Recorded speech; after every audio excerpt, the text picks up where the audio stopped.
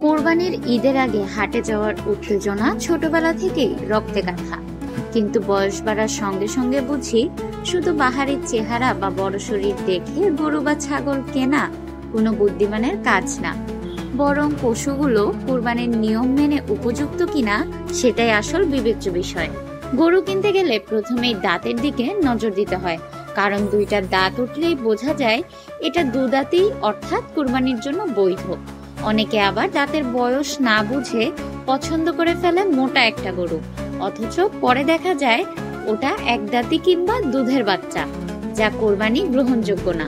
এরপর হাঁটা চলার ধরন খেয়াল করতে হয়, স্বাভাবিকভাবে হাঁটে কিনা, পা কাঁপে কিনা, শ্বাস প্রশ্বাস ঠিকঠাক আছে কিনা, চোখে কোনো অস্বাভাবিকতা বা পানি পড়ছে কিনা, এগুলো দেখে মোটামুটি ধারণা পাওয়া যায় পশুটা সুস্থ কিনা। অনেক সময় দেখা যায় গরুকে কৃত্রিমভাবে মোটানো হয়, স্টেরয়েড বা ইনজেকশন দিয়ে ফুলিয়ে তোলা হয় শরীর, যা বাহ্যিকভাবে আকর্ষণীয় হলেও ভেতরে ভেতরে দুর্বল আর অসুস্থ। এদের মাংস টেকসই না, আবার স্বাস্থ্য ঝুঁকিও বাড়ায়। ছাগলের বেলায়ও একই কথা, দাঁত, স্বাস্থ্য, চলাফেরা, চোখ মুখ সবই দেখতে হবে, শুধু শিং বা গায়ের রং দেখে কেনা উচিত না।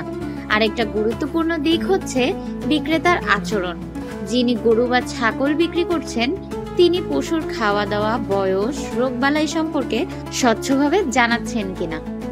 অতিরিক্ত কথা বলে চাপ দেওয়ার চেষ্টা করলে একটু সাবধান থাকতে হয়। অনেকে আবার বলে বুকের হাড্ডি না গুনে গরু নেওয়া উচিত না, মানে খালি চামড়া দেখে সিদ্ধান্ত না নিয়ে একটু ঠোকাঠুকি করে হাড্ডির গঠন বুঝে নিতে হয়।